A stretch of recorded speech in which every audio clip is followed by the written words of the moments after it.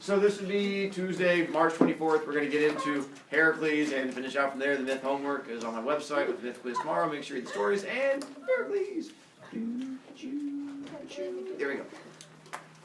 We got to Heracles, and who's Heracles' daddy? Zeus, and that's where he was friendly with Alcmena, who was a human girl. Alcmena, in an attempt to keep her and her child from dying, makes a bunch of sacrifices to who? Hera, which manages to keep Alcmena alive, but Hera decides she still wants to kill the baby.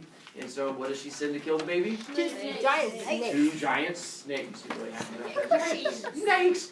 Oh, I forgot. And Heracles, the name means? Hera. Joy, Hera. And so the two giant snakes, did they manage to kill him? No. See, we got past this part. They don't manage to kill him. He did the smashing and the killing and the Tarzan and the swinging around. And then the problem was, how do other kids treat him growing up? Because of his name. Because of his name, they tease him and give him a hard time. So what does he do? He punches him at the He punches holes in him. The family does not go over well. Parents don't like people put holes in their children. Which leads until eventually he is in high school age, as a teenager. And he was getting music lessons. We get to music lessons yet? Oh yeah, they took him out to the woods. Took him out to the woods, and he was out in the woods with music lessons because he was so bad at playing the musician, the whole bang, bang, bang, bang, that he had to go out into the woods to play it. And the music teacher starts making fun of him. And it's like, how can you be the half-brother of the god of music? You're the full god of idiots because no one can listen to this. You're horrible. And it just keeps making fun of him. Heracles does not take it well with his teacher making fun of him, because what teacher would ever make fun of students in class? Because that would just be ridiculous, and no teacher would ever do stuff like that. And so he, in a fit of rage, ends up taking the musical instrument and whang, hitting his music teacher over the head with it, which you should never do when you have superhuman strength. Well, straight off, you should just never hit a teacher, period, because that would be bad. But never hit a teacher when you have superhuman strength, because he kills the teacher dead. Bang! Falls down. Heracles freaks out, like, oh, I think I just killed somebody. And he goes and picks the teacher up and goes running back down to the town. Puts the teacher in the middle of town, and the town people come running up, like, what happened? And he's like, music lesson, and I killed him. They're like, how bad are you? And he's like, no, not from that. I was playing it, and I hit him. They're like, you're playing it wrong. You shouldn't be swinging. He's like, no, I got mad, and I hit him in the head. And they're like, would you never kill teachers? So because of that, they end up kicking him out of town. He is banished and has to leave his mom and friends and town and go off and live on his own. Blue? I thought Epimetheus was the Yeah, that's why he was making fun of him. He was like, you must be Epimetheus, the god of dummies. Anyway, so now Heracles is out on his own. Leaves his mom, goes and lives in the woods by himself. Is not prosecuted for murder because son of a god. Even though he killed a teacher, which is the worst possible thing you could possibly do. And so he goes out and lives in the woods, grows up out there in the woods until one day, in his 20s, he meets a girl by the name of Matanera. Matanera. And he and Matanera end up falling in love. And she forgives him and says, I understand you have a rough past. He's like, yeah, I have a tendency to kill people when I'm angry. And she's like, oh, that's kind of scary. But they fall in love and eventually have two young babies. Well, I guess that's the only age babies can be. But two young children, Heracles Jr. and Heracles III. I don't remember their names. And so they have two young children together. And time goes by, and the children grow up to be, I don't know, slightly older aged, until one day, Heracles goes out to chop wood. And the day that he goes out to chop wood, he leaves his family at home, his wife and the two kids. Hera decides this is the day she is going to get revenge. So what Hera does is she turns herself invisible and stalks behind him while he's out there. And she walks up behind him while she's invisible and bedinks him in the head. Badink! And when she bedinks him in the head, it curses him. He immediately feels, he's like, oh, someone just bedinked me in the head. And he spins around, but he can't figure out what happened. He's like, well, that was kind of weird. Hera giggles and walks away. Giggle, giggle, giggle. And goes and hides behind a tree and watch and see what happens. Well, Heracles can't figure out what's going on, so he just finishes chopping wood, choppy, picks up all the wood, brings it back to the house, drops it outside. Goes into the house, he's like, family, I'm home, where, and looks inside his house, his family's gone. But there are monsters running amok throughout his house. And he realizes these monsters have taken his family hostage and that these are the ones that are left behind. He immediately starts threatening them. He's like, where's my family, you horrible monsters? And the monsters, like a big one and like two little small ones, come running at him, like these big little old arms, and they're yelling at him, and they come rushing at him. He's like, where's my family? And the little monsters like jump up on top and like little arms like flipping. He's like, and the big one comes out like his mouth going, and Heracles freaks out. He's like, where's my family? Ah! And he kills them with an axe. Kills all three monsters right there on the spot. Can't find his family anywhere. So he decides to run down to the closest town to get help. Goes running down there, still covered in monster blood. Goes running into the little town. He's like, hey, I need your help. Like, you're covered in blood. He's like, it's monster blood. He's like, I just killed 3 monsters. I'm like, well, what do you need us for if you killed monsters? He's like, my family's gone. Come help me find my family. I'm like, come on, let's help that guy. So they all come, town people come running back up to his house. They're like, we want to see the monsters. He's like, I don't care about the monsters. Come and help me find my family. They go, no, we really want to see monsters because that sounds really cool. He was like, fine, the monsters are over there in my house. Be quick. So the townspeople go over there and they open up the door and they start screaming, ah! And he was like, I know, monsters, right? They look at him and they go, ah! And he was like, I know, I killed them. And he like flexes like, ah, I killed the monsters. Like, ah! He was like, what's wrong with you people? And he goes over there and his family's right there inside the house, slaughtered with an axe. And so obviously someone has attacked all of them and chopped them up with an axe. And they're like, ah, and he's like, ah, and realizes what happened was no one knows this but Hera, but when she bedinked him in the head, her curse changed the next people he would see, knowing that he lived out in the woods by himself. The next people he would see would be his family, and they would look like monsters. So what did he do? Killed his own family with an axe. Happened to the best of us. And so the townspeople turn on him. They're like, you're horrible. And he's like, I don't know what happened. So he takes off running. And he tries to find an oracle to ask to figure out what's going on. An oracle where, priests who can talk to the gods. And he goes and finds an oracle. And he starts praying. He's like, I got to get a hold of my dad. So he sends a message up to his dad. And he's like, Zeus, I'm in trouble. And Zeus calls back. And, hey, son, what's up? And he's like, Dad, I'm in a lot of trouble. Zeus is like, what'd you do? And he goes, I killed my family with an axe. Zeus goes, are you there? Dad, you killed him with an axe? Yeah. And so apparently killing your family with an axe is not a good thing. And so Zeus goes, why'd you do it? He goes, I don't know. Because no one knows what happened because Hera was all sneaky with the invisibility thing. So Zeus goes, all right, here's what we're going to do for you. I'm going to find a way for you to seek forgiveness, because I know you didn't mean to do this, but killing your family is a pretty bad thing. It's not as bad as killing a teacher, but it's right up there. Because once again, killing a teacher is really, really bad. So he goes, here's what we're going to find a way to help you out. We're going to give you 12 impossible tasks to do, these 12 labors. If you can do these 12 impossible things and accomplish them, you will be forgiven, and you'll be able to come back up to like Mount Olympus after you die. If you fail in any one of these tasks, or if these 12 tasks take you more than 12 years, then you'll be forever banished to the pit of Tartarus. Do you agree? And Heracles goes, I agree. He is like, I would love to be forgiven, and if I can't do it, then I deserve any punishment I get, because I killed my family. That is nearly unforgivable. And so he goes, what's my first thing I have to do? Zeus goes, I'm not going to give them to you, because I love you too much. I'm your father.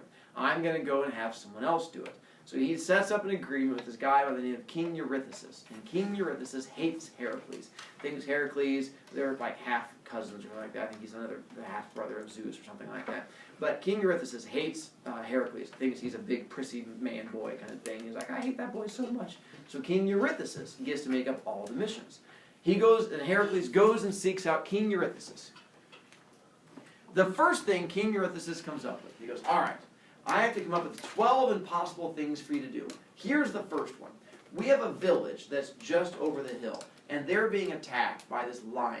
But no one seems to be able to kill the lion. Every time they attack it, all of their spears and swords just bounce off of its skin.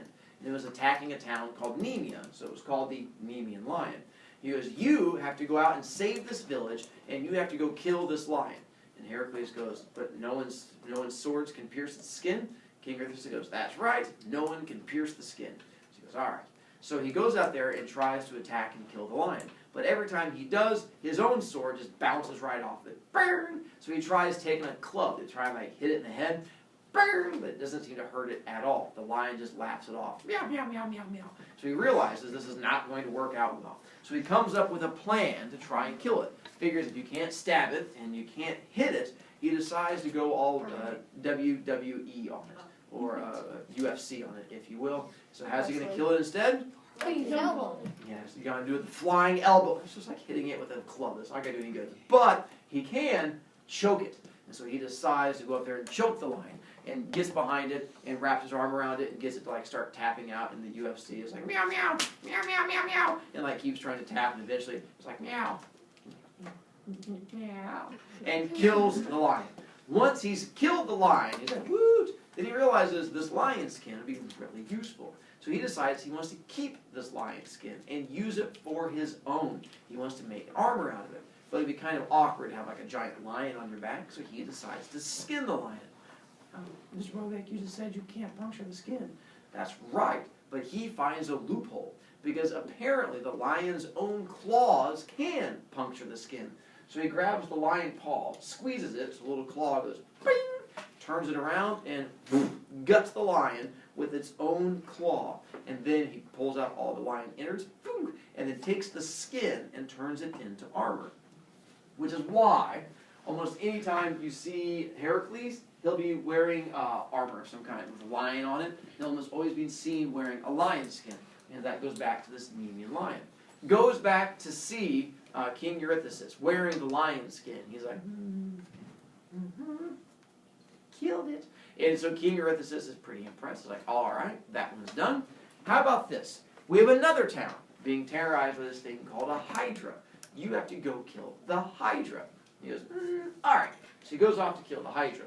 The Hydra is a water snake, but it's a special kind of water snake. Freeze fire. Instead of one head, it has Two. Close. Three. 7. We're going to get there. Some stories say 9, some stories say 11. The reason the number of heads always change is because every time you cut off one of the heads, 2 heads grow back. And so you cut off one head, and it was like, boink, 2 heads would pop out. And so the heads kept growing, and it was terrorizing this other area. Plus, it had one head that was immortal and could not die. Plus, the blood of the Hydra was thought to be super duper poisonous. So bad that if it just touched your skin, just its blood touching you made you burn and die from it. It was almost like acid, if you will. Not that bad. So he goes out there and he tries to go kill the Hydra.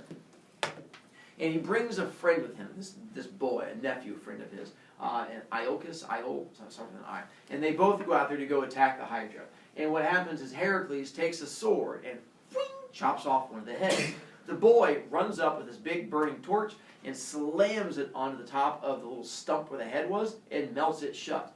And that's how they manage to go through and kill it. Chop, burn, chop, burn, chop, burn, until he gets to the last head, which is the immortal one. And he takes the immortal head and he goes over to a gigantic rock, picks up the rock, throws the head underneath of it, puts the rock back on top and goes, that's perfectly safe.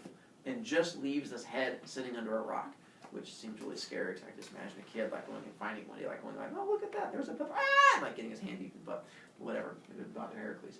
Then Heracles takes his quiver full of arrows, pulls out all of the arrows, and dips them into the Hydra blood, making it so he has super powered deadly arrows. If he shoots anything, it's going to like burn and kill them. So he has a bunch of super arrows with him. Goes back to King Eurystheus and once again proves that he can do it. Well, King Eurystheus comes up with 10 more labors. I'm not going to go through all of them. It would take a long time. I will hit one of them that's kind of fun, which was the 5th labor. Because after a while, King Eurystheus realizes he can kill any monster that he's sent after. So he says, all right, now you don't have to kill a monster. Oh, wait, sorry. Picture of a Hydra. Picture of a Hydra. Picture of a horse part. So what's going to happen on this one is he goes, all right, here's what's going to happen. You think you're so tough killing monsters. How about this? My friend, King Aegis, has a horse barn. And Heracles goes, you want me to kill horses? He's like, no. This horse barn has over 100 horses in it. And it has not been cleaned in over a year. So it has over a year's worth of 100 horse poos on the inside of it. It was supposed to be over chest deep. Heracles goes, uh-huh. He goes, you have to clean it. He goes, you want me to clean a horse barn? And that's it? He was like, well, there's more to it. You have to do it in a single day. You have from sun up to sundown to clean all the poo, every last bit of it, out of this horse barn. There can be nothing remaining in there. Heracles realizes no amount of strength will be able to do this. So instead, he uses his mind, finds rivers that are going by, and goes and throws huge boulders into the rivers.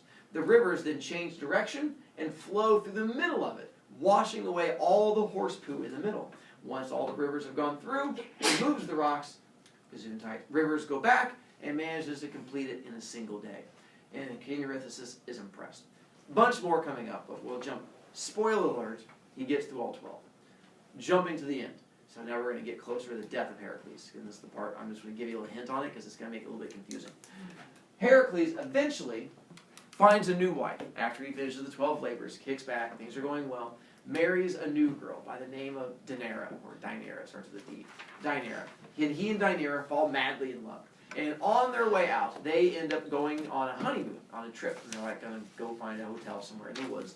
But on their way, well, first of all, do you guys know what a centaur is? Yeah. It's half man, half Horse. Good job. It's going to play a role in that. Just know that's what a centaur is. So while they're on their honeymoon, they come across this river, but it's a huge river, and they're having trouble getting across it. Heracles is like, I could get across it, but I don't think you could. And she's like, I can't swim that. He's like, I could throw you across. She's like, I don't think I'd like that either. I'm like, well, then how are we going to be able to do this? Luckily, a centaur shows up at this time. And the centaur's like, hey, let me help you out. I'm like, well, how so? Centaur goes, let your wife jump on my back. I'll swim across. She can get off on the other side, and that way you'll just owe me a favor. And Heracles is like, oh, that sounds like a good deal. Sure, thanks, buddy. And she goes and jumps on the centaur's back, and the centaur takes her across. Problem is, Daenerys is what we would call a hottie. And with her being a hottie, the centaur falls in love with her and decides that he doesn't want to give her back. He decides he's going to keep her. So he gets to the far side, he's like, oh, I'm just going to keep you for myself, and takes off running. Daenerys starts screaming, I'm being Daenerys-napped, I'm being Daenerys-napped. And she's trying to say, help me, hubby, help me. And Heracles sees the centaur taking off with his wife and decides he has to do something quickly. He's from a distance. Only one thing he has handy to stop him from a distance, and that is bow and arrows. So he pulls out the special bow and arrows so that he can try and stop the centaur from trying to take his wife. And he fires, and hits the centaur. Now, I know you thought the wife was going to die. She doesn't die there. I know you guys are excited. She dies in a little bit. And so ends up hitting the centaur, and the centaur's like, ah, falls over. Well, while Heracles is in the process of getting over there, Daenerys goes over and starts kicking the centaur. Stupid centaur trying to kidnap me. And while she's kicking him, the centaur's like, stop kicking me. She's like, no, you're a bad man. He goes, hey, how about I make it up to you? She goes, how are you going to make it up to me? He goes, allow me to find a way to make it up to you, because I kidnapped you, and that was a bad choice. I have an idea. She goes, what is it? He goes, well, it's a little known fact that centaur blood is an aphrodisiac. She goes, what's an aphrodisiac? Do you guys know what an aphrodisiac is? But it comes from Aphrodite, and Aphrodite is the god of love. So it's a potion that... It's a love potion. It's a love potion. He goes, centaur blood is a love potion. What you have to do is whenever you take centaur blood, you have to make sure you don't touch it yourself, but you put the blood on the clothing of someone that you want to fall in love with you. And then when they put the clothing on, you make sure that you're the person they think of while they put on the clothing, and it makes them fall in love with you. She goes, really? And he goes, I'm dying. I would never lie to you. She goes, okay. So she goes, and she goes, can I have some of your blood? And he's like, sure, right here. Spurt, spurt, spurt. So she goes and gets, I don't know, a bottle or something, like whatever she had on her. She's like, spurt, catch. And she catches the blood in the bottle, closes it up. And he's like, I apologize. May my will live for... and falls over dead. Heracles comes running up. He's like, did I get it? She's like, yeah, definitely did. He's like, all right. He's like, what's in the jar? She's like, nothing. And then puts it away. Smile.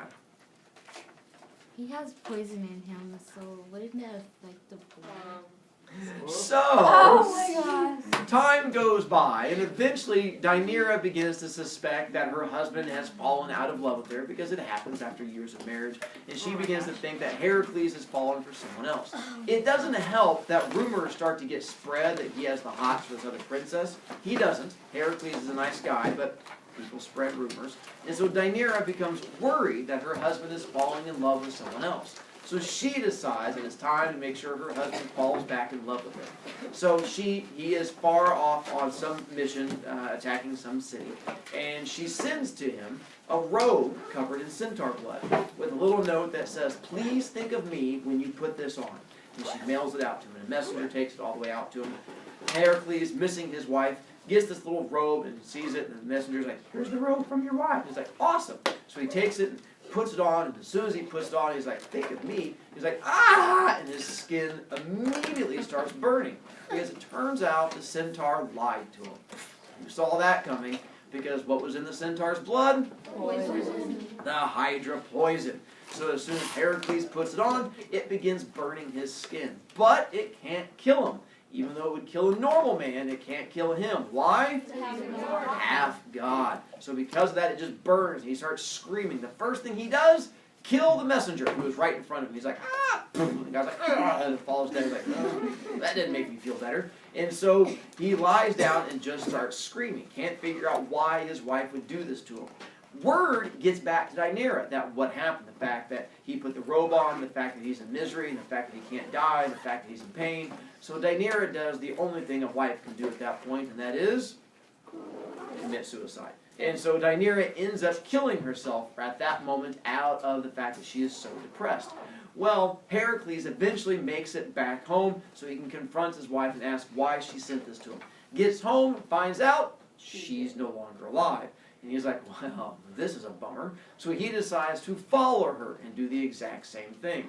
Problem is, the bell rings, and now you have to read the end on your own. Find out how to kill a god.